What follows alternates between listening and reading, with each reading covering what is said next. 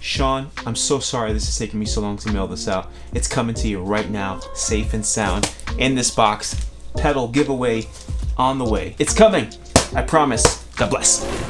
Hey, what's going on everybody? My name is Cruz and welcome back to another video. In this one, I'm gonna answer some of your frequently asked questions. But before we get started, please don't forget to do all of the things that help this channel grow. Like this video, comment and subscribe. Hit the bell notification button so you get notifications every time I upload a video.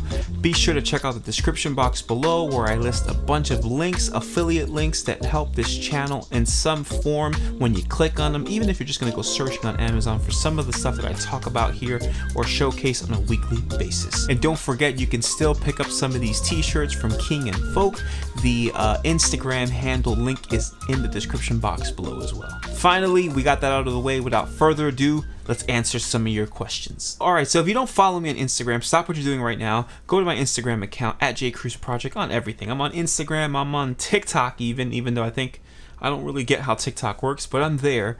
Of course, I'm on YouTube, I'm on Facebook, my like page is all the same thing, at @JCruzProject. There is where I typically will put up polls and ask you to ask me questions for videos just like this one. I actually also tried doing it on YouTube Community. I'm not sure how many of you check that portion of YouTube out. I did get one comment, which is pretty cool, but I don't get a ton of comments or a ton of attention on that portion of YouTube. So it's still brand new to me. I'm still learning, and on the process overall and my personal process, I'm not really too interested in following other people's game plans, so to speak. But I'm also not neglectful of the fact that people have paved the way and have taught us how to be successful here on YouTube. But I don't know, I'm just on like a different path, I feel. Anyway, I'm rambling. Let's answer your questions. The first question, definitely not so much frequently asked, but I found it to be interesting, came from NTPL Worship. I don't know what that stands for. I'm sure is a cool name behind it. You asked me, can you do a rig rundown / collab video with Steven Burgess? And the answer is, I kind of already did that. We're here with Steven Burgess, all the way from Philly. Yes, sir. From Philly, proud Phillies fan. I started at around 12 years old in church. Started out playing drums when I was about 12, around there. Graduated high school and picked up the guitar. I'll link the video right here. I actually interviewed Steven a couple of years back, and it was a really great opportunity for us to link up. We had known each other more so through social media because they were both East Coast musicians. We're actually very far from each other, like hours and hours apart. So it's not so easy to get to each other and collaborate, but he does come into the city sometimes. He comes into Jersey quite often, and I just don't gig anymore, so I don't ever go out to Philly where he's from to collaborate like I would have been able to maybe years ago. But the video was more so like an interview and not so much a rig rundown. And funny that you asked that question, because even during that interview, I'm pretty sure we discussed wanting to link up again to do a rig rundown or talk more about pedals, because he's so good. He's so good with his tone. He has a great ear and he's a phenomenal guitar player. So the easy answer to that is yes, I'm definitely down. But we have to check in with Steven and see what he says. So here is me messaging Stevens and getting his reaction.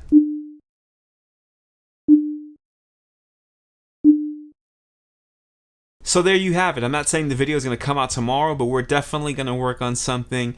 It's just about getting our schedules together and linking up and being in the right place at the right time. So definitely it's a priority. I'm gonna make it happen.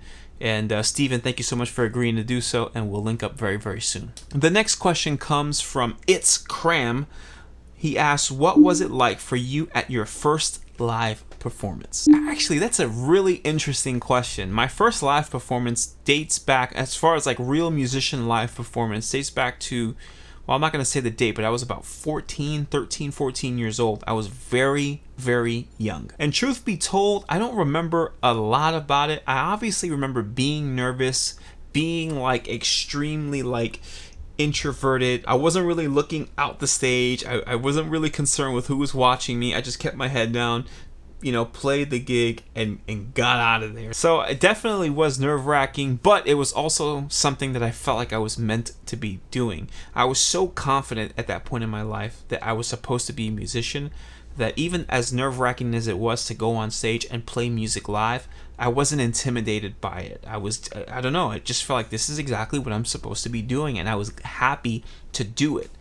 More so than what it was like, I actually remember a life lesson from that day. See, I was nervous, but at the same time, in my mind, I kept going, you know what? I am only as good as I can possibly be in this very moment.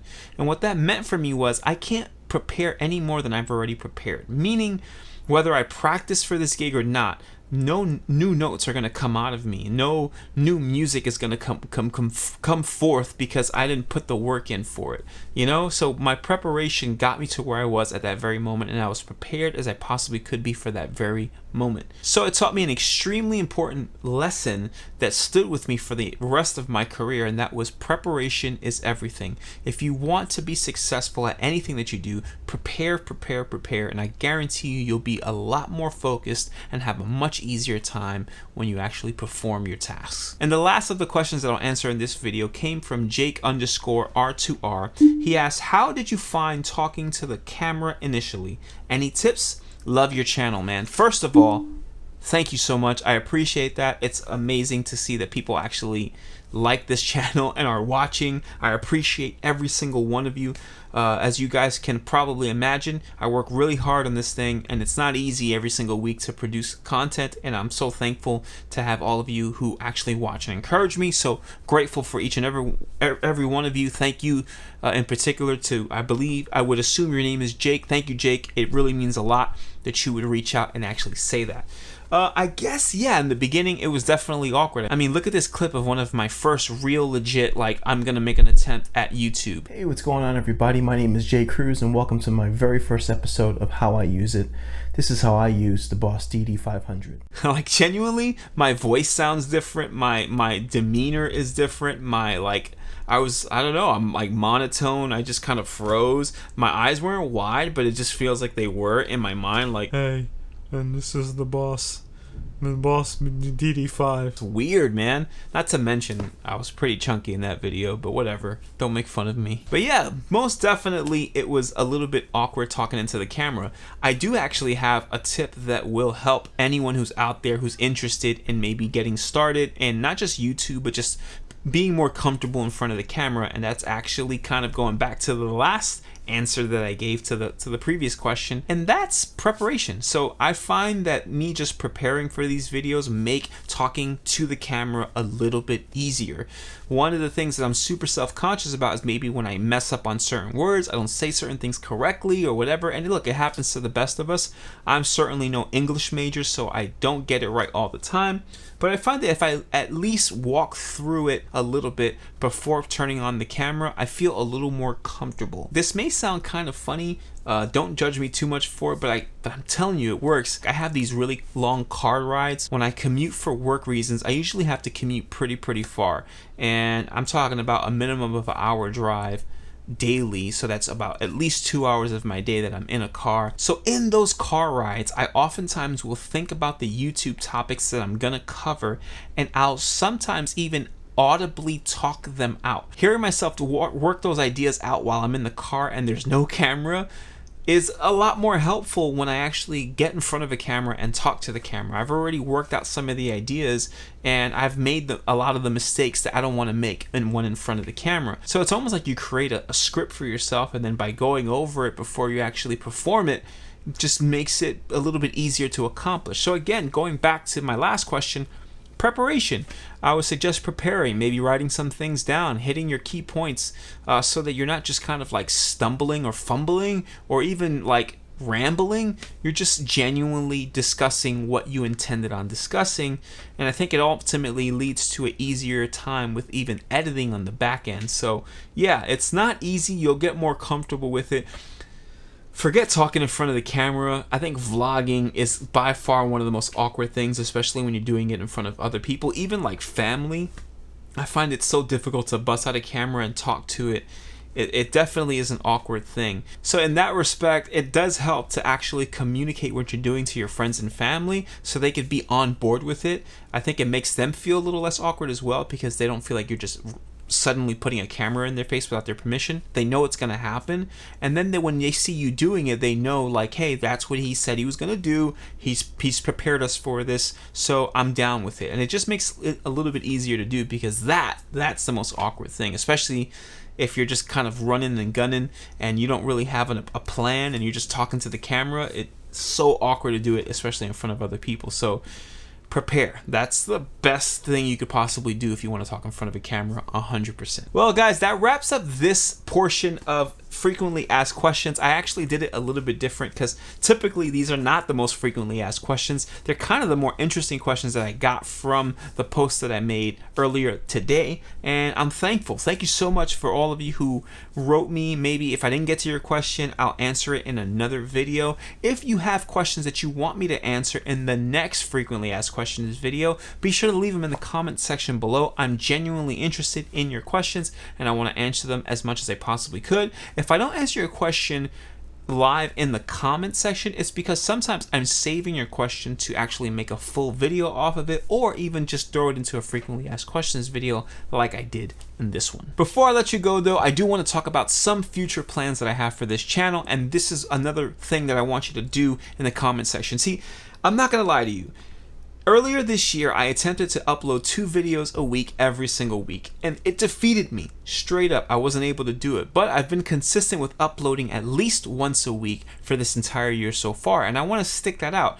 But uploading 2 videos a week really made me kind of exhaust a lot of the ideas that I had with this channel. So if you just have genuine ideas, stuff that you want to see more of on this channel, maybe something that I've done in the past that you want to see, like vlogging or whatever, definitely in the comment section below, help me come up with some more ideas and video topics for my weekly uploads. Here's something that I'm going to be working on, and maybe this will open up a whole new set of videos for me, because I think I'm going to turn it into a series. I've decided to do something pretty dramatic. As I've showcased on this channel plenty of times before, this is my current pedal board right here. Now, it's a beautiful pedal board. Now, I haven't been using per se this particular board itself for years, but I've had this setup for years now.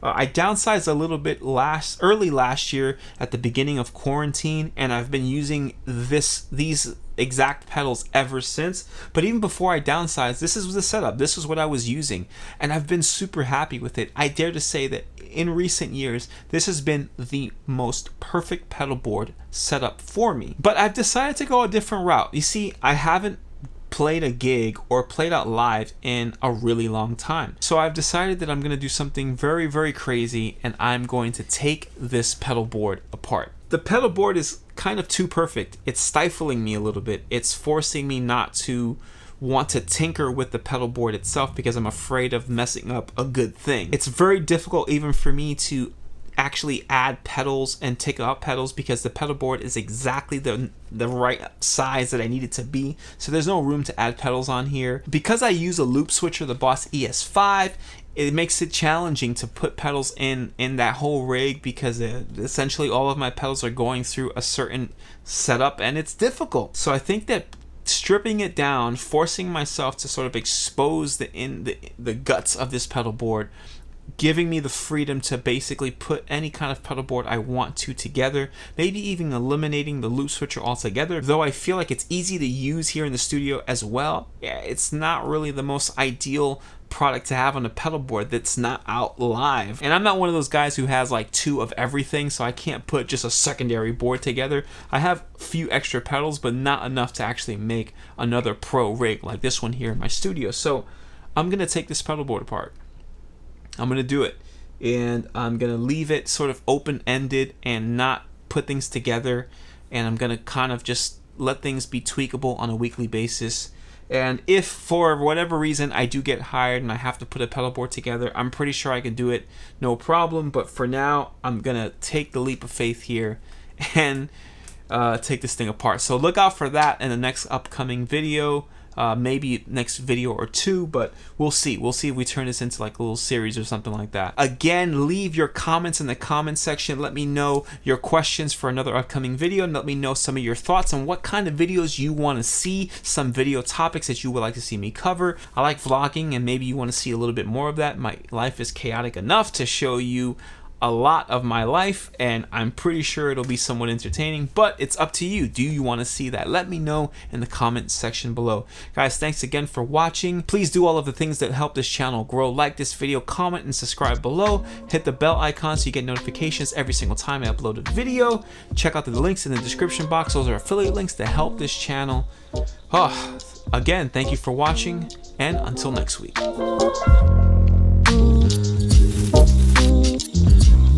Ooh.